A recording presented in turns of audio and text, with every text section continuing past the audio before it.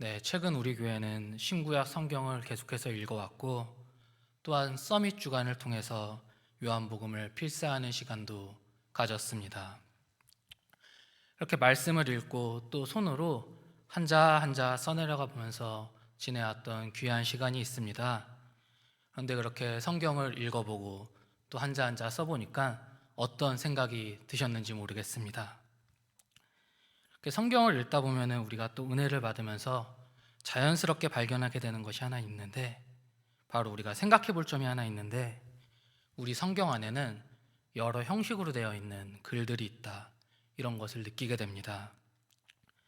예를 들면 시편은 시의 형식으로 되어 있고, 잠언이나 전도서는 짧은 지혜의 글귀, 속담과 같은 형식으로 되어 있고, 서신서는 편지의 형식으로 작성되어 있습니다. 그런데 오늘 특별히 함께 나누어 보고 싶은 말씀은 성경의 많은 중요한 부분이 이야기의 형태로 기록되어 있다, 이 점을 함께 나눠보고 싶습니다. 하나님께서 태초에 천지를 창조하신 창세기의 이야기, 아브라함을 찾아오셔서 언약을 맺으신 이야기, 또 표심팔로 친히 그 백성을 출애굽하신 이야기, 또한 신약 성경의 사복음서로 오면은 그 예수님의 이야기, 우리 성경의 중요한 많은 부분들이 이야기의 형태로 기록되어 있습니다. 이 점을 우리가 한번 생각해 볼 만합니다. 왜 이야기의 형태로 기록됐을까? 사실 우리 삶은 이야기로 가득 차 있다고 해도 과언이 아닐 것입니다. 우리 사람끼리 만나면 늘 이야기를 나누고 어떻게 살아왔는지, 그간 삶에 쌓인 이야기를 나누게 되고 이야기를 또한 듣게 됩니다. 오늘날은 주로 유튜브를 통해서 이야기를 듣게 되고요, 우리가 어렸을 때는 TV를 통해서 듣거나 혹은 할머니, 할아버지, 우리 부모님 세대들이 우리들에게 직접 이야기를 들려주었습니다. 저에게도 이야기를 들었던 좋은 추억이 있는데, 어릴 적 잠들기 전 어머니께서 늘 저에게 성경을 한 장씩 읽어주던, 성경 이야기를 읽어주던 그 기억이 아직도 저의 마음속에 남아 있습니다. 이 이야기에는 사람을 붙드는 힘이 있습니다. 또한 이야기는 우리에게 재미와 흥미를 주기도 합니다. 그런데 우리가 이처럼 다음 세대에게 계속해서 이야기를 들려주고 또한 우리가 이야기를 듣고자 하는 이유는 단지 재미와 흥미를 느끼기 위해서만은 아닙니다. 이 이야기에는 가치관이 담겨 있고 세상을 바라보는 시야가 이야기 속에 담겨 있습니다. 예를 들어 내가 어떤 사람의 한 이야기를 듣고 그 이야기에 내가 감동을 하게 되면은, 그리고 동의를 하게 되면은 그 이야기는 이제 나의 마음속에 남게 됩니다. 그 마음속에 남은 이야기는 결국 자리를 잡아 자라나게 되고 나의 생각을 만들어나게 되고, 더 나아가서는 이 삶을 바라보는 나의 시야, 나의 눈을 형성하게 됩니다. 예를 들어 우리 아브라함의 이야기에 대해서 생각해 봅시다.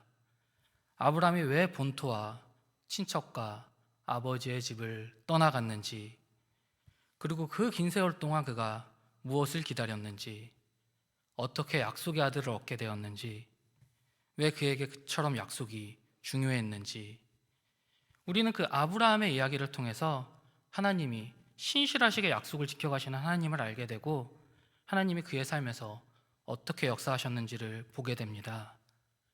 그리고 그것은 단지 아브라함의 이야기로 끝나는 것이 아니라 그 하나님께서 오늘날 살아계셔서 나와 어떤 관계를 맺고 계신지, 그리고 나는 이제 무엇을 붙들고 살아가야 하는지 돌아보게 하는 힘을 가진 이야기가 됩니다. 이 성경의 이야기는 하나님이 어떤 분이신지를 보게 합니다.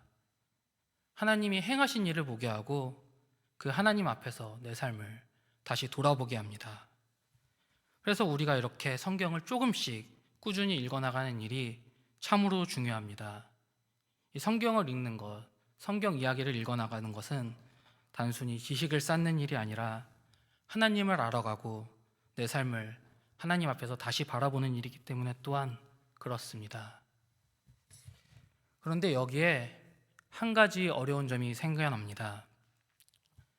바로 성경이 이야기로 되어 있다가 보니까 때로는 그 말씀, 그 이야기가 도무지 무엇을 이야기하고 있는 것인지 이해가 안 되고 이해하기 어려울 때가 있다는 것입니다. 왜냐하면 우리가 이야기를 제대로 이해하기 위해서는 이 등장인물이 어떤 인물인지 또한 알아야 되고, 그 시대의 배경도 알아야 되고, 그 시대 사람들의 문화와 생각, 삶의 방향도 우리가 어느 정도 이해하고 있어야 되기 때문에 그렇습니다. 특별히 어떤 본문의 이야기는 그 구조가 너무나도 복잡하기 때문에 집중을 하고 애를 쓰고 열심히 읽어내려고 하더라도 지금 이 이야기가 어디로 향하고 있는지, 무엇을 말하려고 하는지 도무지 오리무중인 경우가 또한 있기 때문에 그렇습니다. 그런 어려운 이야기들에 비한다면 오늘 우리가 함께 읽은 말씀은 아주 명확합니다. 짧지만 하나님 어떤 분이신지 분명히 드러내는 말씀입니다. 요한일서 4장 16절 말씀을 보시겠습니다. 함께 읽겠습니다. 하나님이 우리를 사랑하시는 사랑을 우리가 알고 믿었노니 하나님은 사랑이시라. 사랑 안에 거하는 자는 하나님 안에 거하고 하나님도 그의 안에 거하시니라. 아멘. 오늘 본문 말씀은 너무나도 명확한 이 명제로 된 말씀입니다. 하나님은 사랑이시라. 전형적인 명제입니다. A는 B다, 이런 방식으로 설명하면은 짧고 오해가 없고 너무 분명하고 명확하고 심지어 이해하기도 쉽고 외우기도 쉽습니다. 그래서 생각해 보면은 이런 생각을 하게 되는 것입니다. 왜 성경은 복잡한 이야기들을 이야기로 작성했을까? 이처럼 명제로 작성했다면은 훨씬 이해하기 쉬웠을 텐데, 예를 들어 하나님 사랑이시다, 하나님 거룩하시다, 하나님 신실하시다, 이렇게 핵심만 딱 정리를 해놓으면은, 그리고 그 아래 설명만 간단히 붙여놓으면은 훨씬 직관적이고 많은 사람들이 이해하기 쉬웠을 텐데, 왜 이처럼 많은 부분을 이해하기 어려운 형태로 기록되어 있을까? 이런 궁금증이 드는데, 결론부터 말씀드리면은 요한일서 명제, 하나님은 사랑이시라는 이 말씀은 우리 성경의 전체를 요약하는 내용과도 같습니다. 다시 말해 요한일서의 이 짧은 명제를, 이 선언을 제대로 이해하기 위해서는 우리가 성경 전체를 읽어내야 하는 것입니다.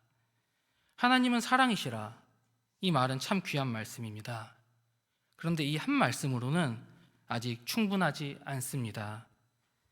구체적으로 그 사랑이 어떤 사랑인지를 알지 못한다면은 우리는 그 사랑을 그저 막연한 말씀으로밖에 알기 어렵기 때문입니다.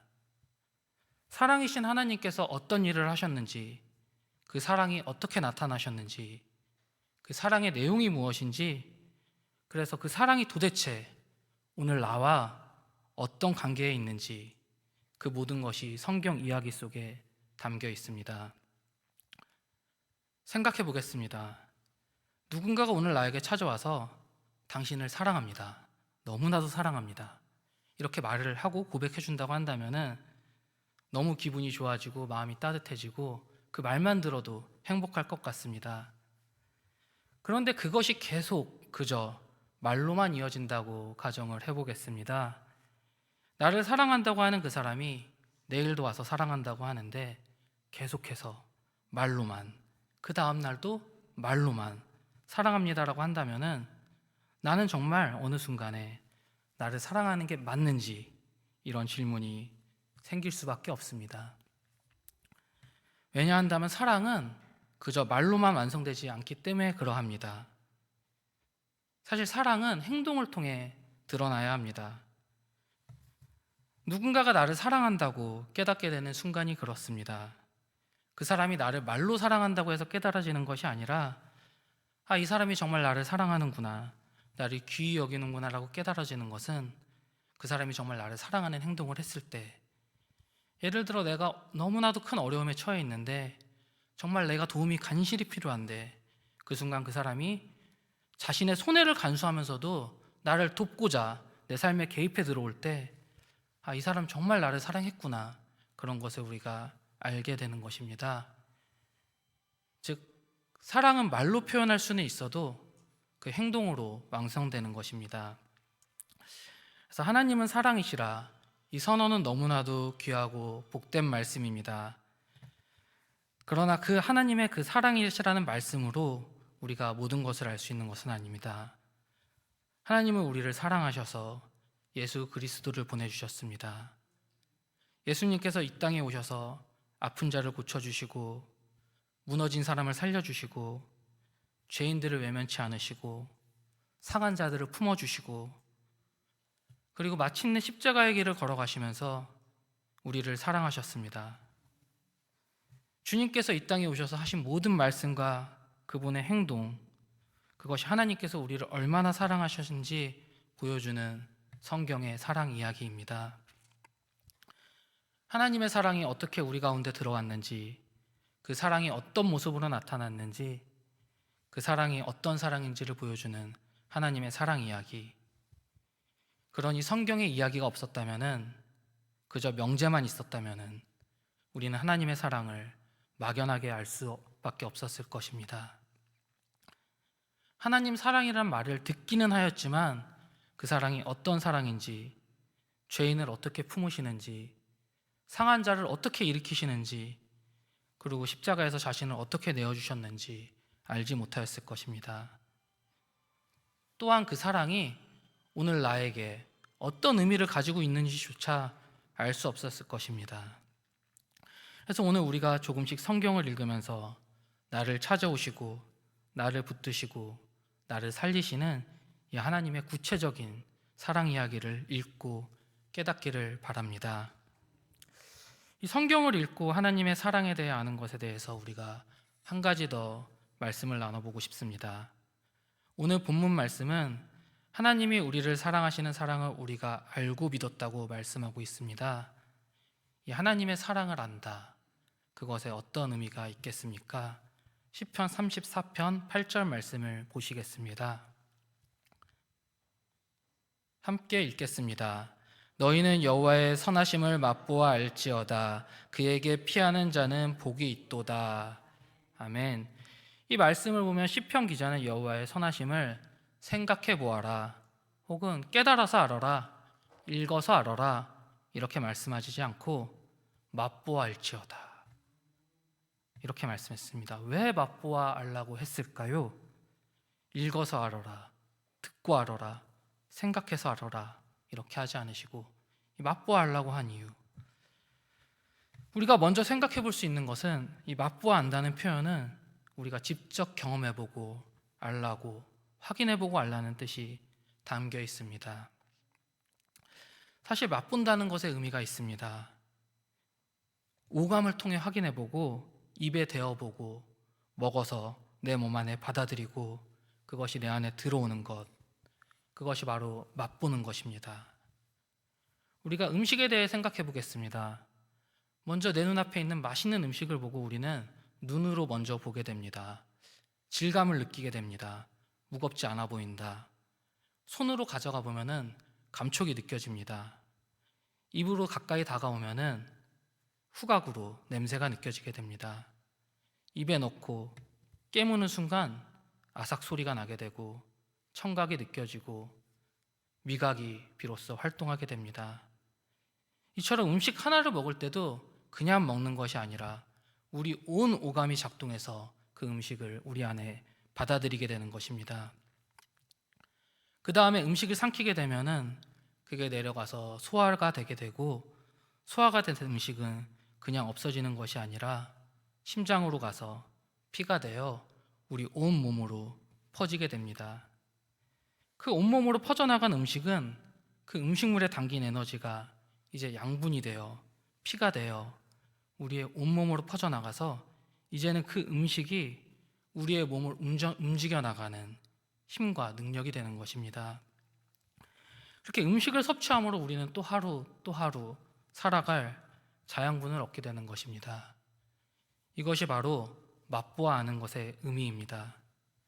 나의 모든 감각을 통해 경험하고 나의 오감을 통해 받아들이고 그것이 내 몸 안에 들어와서 남게 되고 이제 그것이 나를 움직여가는 에너지가 되는 것. 우리가 하나님의 사랑을 맛보아 안다고 하는 것도 그런 의미를 가지겠습니다.